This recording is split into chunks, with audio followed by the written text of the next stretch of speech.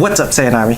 So what you're seeing on your screen now is a leg day, but in this video I'm going to talk about how I'm improving my posture by strengthening my core and just different exercises I'm doing, different like mental cues that I'm doing, and just everything. So first off, my back has been feeling great. For those of you guys who don't know, when I was 16 years old, I had a bulging disc, and from 16 years old till now, it's been an issue. Lower back pain, waking up with a stiff back, it's been an issue. You know, straining my back since I was 16 years old. I think every year I've had some kind of issue where I strained it, whether it was back squatting or deadlifting or doing something. It's always been an issue for me, and it's felt flipping great these past 3 months, besides one issue where I felt it got a little tight. But outside of that, like, it's probably the best and most consistent it's felt good since before I heard it. So it's a huge step up for me. I'm feeling great. Also, my posture is just feeling really good. Before, like even at the Arnold, before when I used to stand up for a long period of time, I used to feel it in my lower back because, you know, of my anterior pelvic tilt. When you stand, you put a lot of pressure on your lower back. And I used to feel it a lot in my lower back. My lower back would get tight after all these expos and standing up for a long time.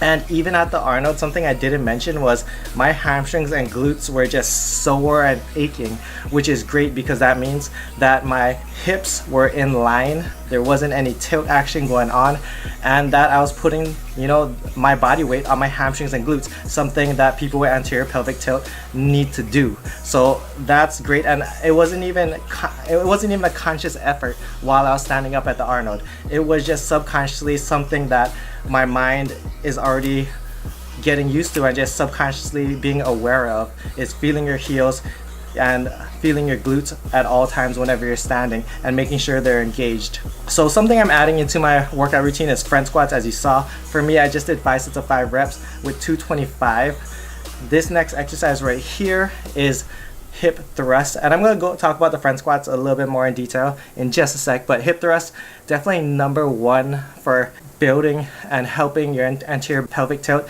So many people have weak hamstrings and glutes, and it's leading to their back pain. So if you're not doing hip thrust, this is something I'm adding into a lot of even my client workout programs, is adding hip thrust. Before, I used to think it was just a girl movement and, you know, who cared about your glutes? But it's funny how your body works, and your body wants to even itself out, and eventually it's basically something I started to have to do, even though I didn't really want to. And this is something that I tried doing like years ago, but I just didn't like it. And recently it's been feeling great. What I'm doing is I set up these plyo boxes. We're doing 5 boxes up as Brett Contreras recommends. From there, something different that I do is, one, I use the hip circle. So I put the hip circle around my knees. It helps me engage my glutes by pushing my knees outwards as I'm thrusting up. 2 is I'm using squat shoes. So squat shoes, even according to Brett Contreras, he tells you to stay away from it. For me, I notice I feel it a lot more in my glutes when I use squat shoes. So what I'm doing with my squat shoes, if you look back at the footage, is I'm lifting my toes up in my squat shoes, so I'm staying on my heels the entire time. And the reason why he doesn't like you using squat shoes is because he doesn't want you to stay in dorsiflexion. So basically what I'm doing is I'm pushing through my heels and engaging my hamstrings and glutes the entire way, and it feels a lot better to me personally when I use squat shoes versus using just socks or a flat type shoe. And that's just my personal preference. Again, it depends on you and how you feel. So this next exercise is this weird hack squat machine that I've never really used before. Like, maybe I used it like years ago, but not really. So we're just kind of playing around with the foot placements, finding where we like it. I noticed that if I put my heels like hanging off the bottom and put like half my foot on the bottom, it turned it more into like a regular squat motion, and it felt a lot better, especially on my quads and hips and knees and everything. Also, my feet kept sliding on the pad because it wasn't that grippy. Like, it looks grippy, but it's not grippy at all. So yeah, that was the best formation that I found, or the best setup that I found for this machine. Next, we're doing leg press, simple exercise. Something I also want to add back into my programming is Bulgarian split squats. As you guys know, I've been running Bulgarian split squats for a very long time now. Or not that long, but a good amount of time.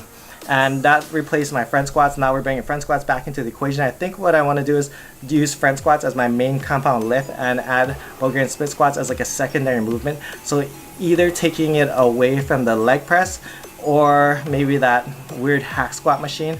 But I do also really like unilateral type movements and do recommend them to anyone who has muscle imbalances, or if you want to prevent like future muscle imbalances from happening.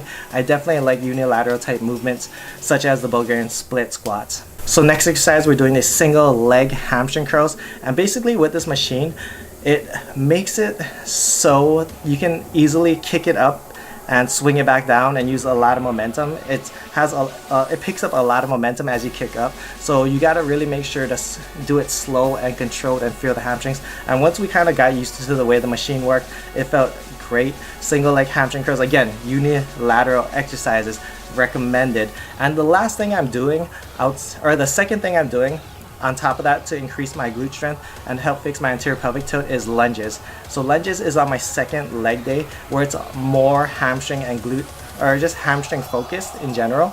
Like, I make both my workouts glute focused nowadays, and just because it's a lagging body part, something that I need to work on. So if you notice, I'm doing hip thrust twice a week, I'm doing hip abduction twice a week, but I'm only doing lunges once a week. Lunges is very strenuous, and not something that I really want to do twice a week, nor do I recommend most people doing twice a week, as yeah, it's very tiring and a little bit strenuous unless you obviously gauge your volume and weight that you're doing. So instead of gauging my volume and weight, I stick to once a week, and I do it relatively heavy. So last superset, we're doing the hip abduction machine, just hitting the glutes from different angles. Hip abduction, definitely recommend you do some kind of abduction machine if you want to work on your glutes. Hip thrusts definitely are going to be, I think, the main compound movement, at least for me. But hip abduction, lunges, all great exercises, if not top 3 for building strong glutes and just increasing your posture. I know so many people have weak glutes, weak core, and that leads to having bad posture and horrible back pain. So it's something I'm working on. And then we're just supersetting it with leg extensions. And that's pretty much the end of the workout. So again, be aware with how you stand, feel your heels, make sure your hips are in line, squeeze your glutes, make sure that get used to subconsciously and unconsciously having good posture at all times. Second thing is strengthen your glutes, hip thrust, hip abduction machine, lunges. And third thing is just engage your core. Something I want to talk about in this video as well, and we're gonna go back to the front squats again, is beltless work. And beltless work is something that I've never really done because of, I'll be 100% honest, my ego. I am a lot weaker beltless than with a belt. With a belt, I am so much stronger. I feel like, Super Saiyan 3, but without a belt, I go back to like Kid Goku. But yeah, it's just a huge difference for me. It's like night and day, and beltless work is something that I've been avoiding mainly because of my ego, and I have to lift so much lighter. So beltless work is something that I'm gonna start doing more because I need to strengthen my core. I need to work on my weak points, and that is my core. And with beltless front squats, I can do like at least 50 more pounds. It feels like, I don't know, like I said, I haven't been front squatting often, but even at my heaviest, when I used to front squat like 300 for sets of 3, I think my best was 300 pounds on the front squat for 10 sets of 3 reps. And even that, like if I were to do it beltless, it wouldn't even be anything close to that number. Even my spirit bombs, my overhead press is so much weaker beltless, and that's probably a huge one. Like the belt helps so much when it comes to spirit bombs. So again, I need to work on my core. I need to work on these places. So my weights are not gonna be even close to what they were before, but as my core gets stronger, hopefully they get there. I mean, that would be flipping awesome if I could get to 300 pounds again for the front squats, beltless for reps, and we will get there. Mark my words, we will get there as my core gets stronger, as I ascend and just get continually and progressively better, just like all of you are if you're watching this video and if you're putting in that work. So that's it in the video. I'll see you guys in the next one. Leave a like. Much love, strength and honor. Aloha. Vegeta, what does the scouter say about his power level? It's over 9,000! Immortal!